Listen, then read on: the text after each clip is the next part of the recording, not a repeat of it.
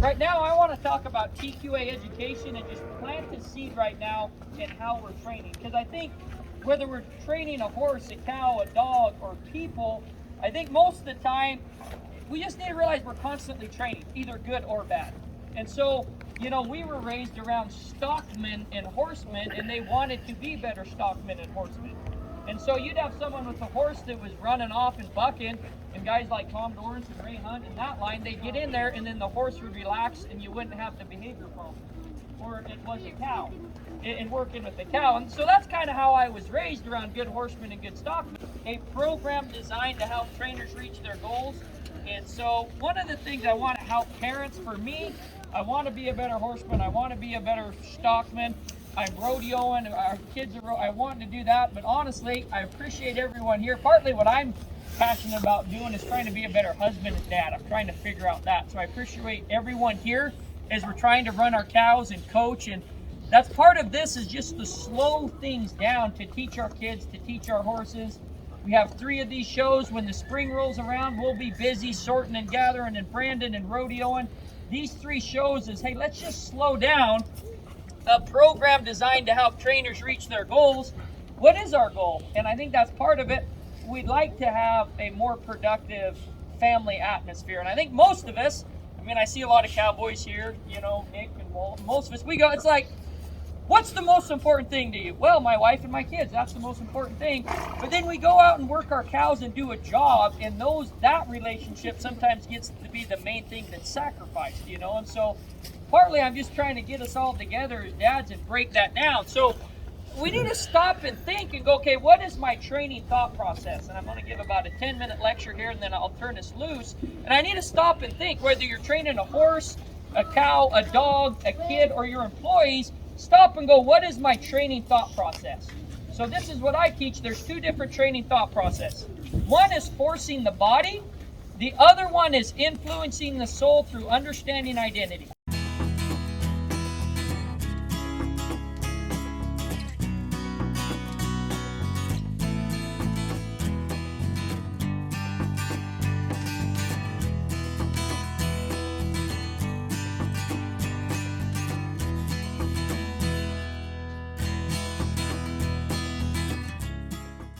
Totally different thought processes. One is, I look and I need that cow to move to get over there. This horse needs to stop. It's just the body, the outer structure of a cow or a kid or a wife or an employee, they just need to move and do what you want them to do. So the focus is on forcing the body.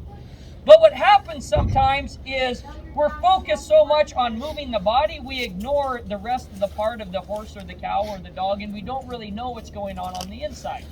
So that was kind of my master's. How I defined that inner part, you can see some circles here. So we have the body, then we have the soul, and I break down the soul is the mind, the will, and the emotion. So if I'm training something, I need to influence their mind, their will, and their emotion. So part of TQA, it's called attaining the training trifecta. So it's temperament, foundation, and task completion. So there's task completions we need to get done. I mean, there's jobs that need done. But then the foundation and the temperament are those other 2, the attitude. And then specifically stress. And so part of that is, I break this down, we have body, we have soul, and then there's an internal part I call identity. So we have body, we have soul, and we have identity. And I break this down all the time with my students. So are you forcing the body, or are you influencing the soul through understanding identity?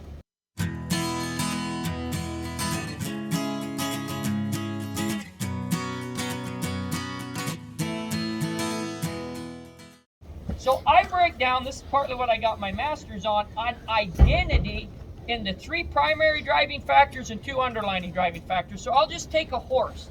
A horse was created to be a horse. In his identity, he's a horse. Okay? So what does that mean? He has things, there's 3 primary: self-preservation, comfort, companionship. The 2 underlying are confidence and energy. That's what's driving him.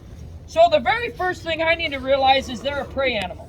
So anytime they do not have confidence in any situation, they're going to fall into their self-preservation, which is flight, flight, freeze. That's how they were created. They're prey animals.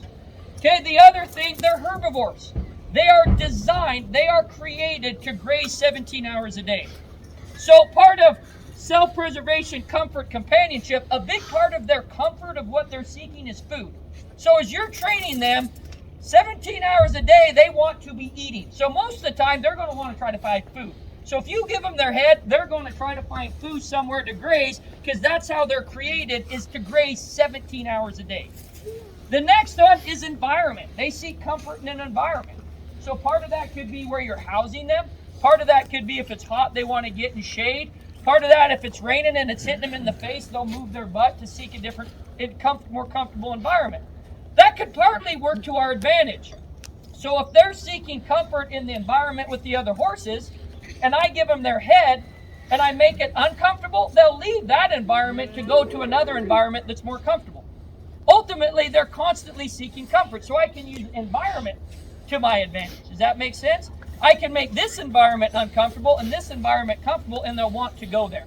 What happens is a lot of times a horse is comfortable in their environment out in the pasture, and then we catch them and it's continually uncomfortable. We're branding, we're doing different things, and everything is crazy and there's no pressure and relief. Does that make sense? And that's what I'm going to kind of go through here. It's the same with kids and employees and everything. The more we work our cows, the more precise we need to be, the more uncomfortable of an environment it is for everyone. Okay? And the last thing is a herd animal. So horses are herd animals, so they're naturally going to have a draw to other horses. The two underlining is confidence and energy. Whenever a horse loses confidence in a situation, they're going to fall into their self-preservation to seek that comfort and companionship somewhere else.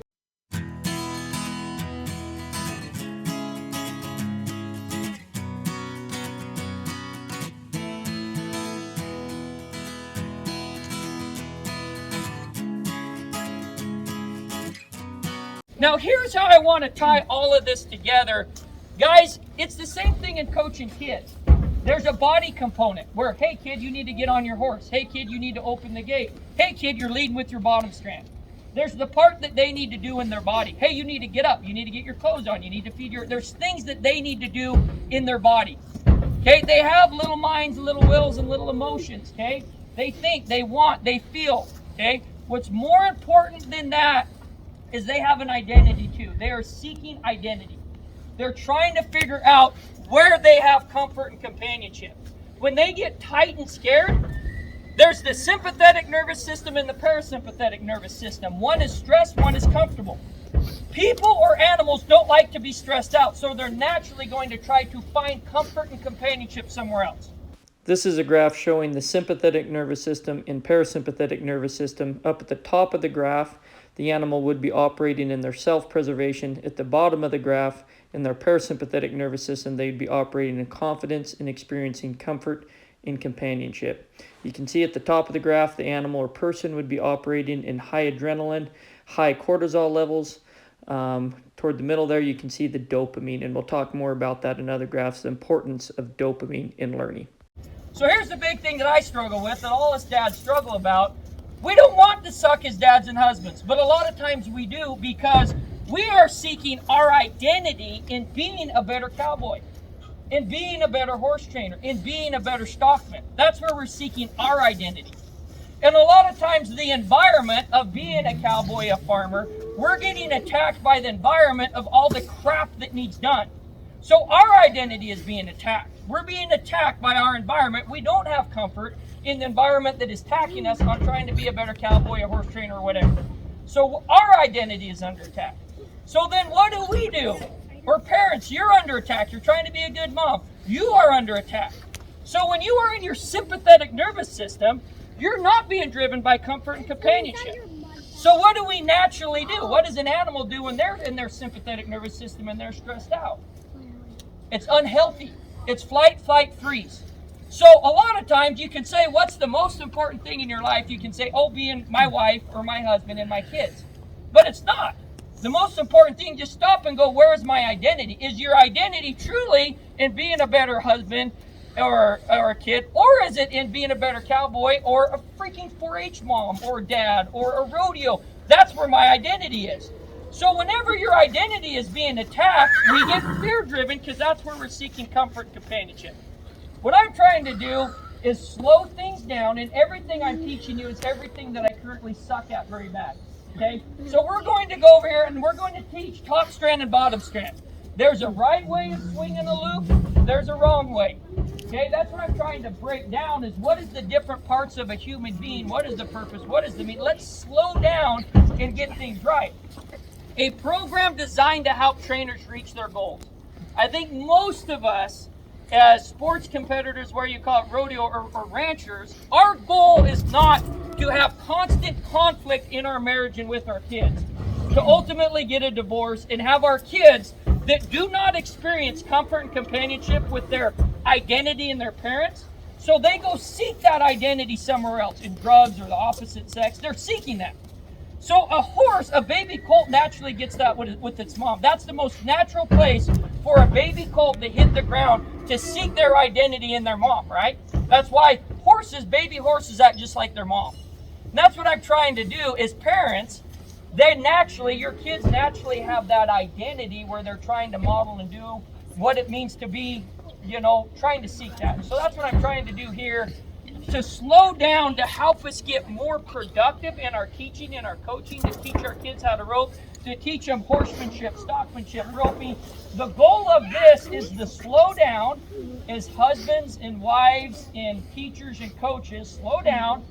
Let's try to be better husbands, better fathers, better teachers, better coaches. Let's come together and help our kids learn correct muscle memory in the fall, in the winter, in the spring. So when it's crazy with high school, junior high, gym, state, rodeo, and everything we need to get done at the ranch, we've slowed down and we're ready to go brand, we're ready to go doctor, we're ready to go do the ranch type stuff. And so that's what I wanted to hit on that. So what are you coaching? That's what I wanted to go through, okay? We have the conscious mind, the subconscious mind, and the self-image. So everything in this program, there's two different parts of your brain, your cerebellum and your cerebrum. In your cerebrum is where you do your thinking and reasoning. So you have to physically think about how you do something before you do it. Your subconscious mind is your cerebellum, which just you naturally do it. Everyone that picks up a rope naturally leads with their bottom strand. Naturally, it is wrong. Everyone that steps in a pen with the cow, naturally you're doing it wrong. Okay, you're not reading flight, you're just pushing them.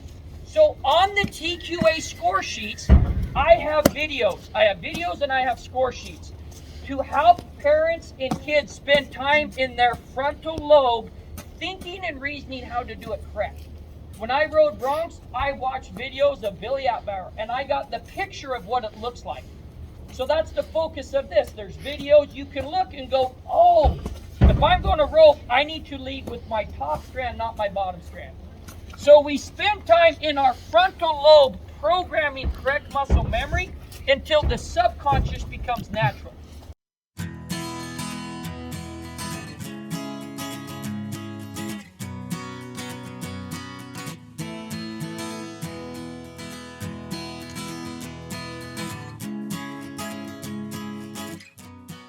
So if you look at these circles, we have the conscious mind, which is thinking and reasoning how to do it correct.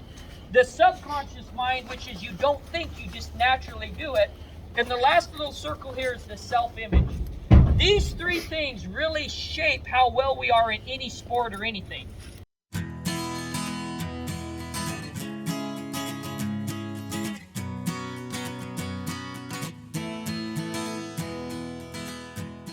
So to summarize the whole TQA program, we're trying to achieve our goals, attaining the training trifecta. Okay, we're going from the inside to the outside, that identity to the mind to the will to the motion, till they have correct muscle memory in the body, so that our kids can go be more productive and more successful. Okay, does that kind of make sense? Yeah. The conscious, the subconscious, and the self-image. And I think that's one of the things, when you're stressed out as a husband or father, we're not focused on that self-image sometimes. We're not focused on the identity. It's just focused on moving the body, and sometimes we miss a lot of those things that really have the opportunity to shape a kid's identity.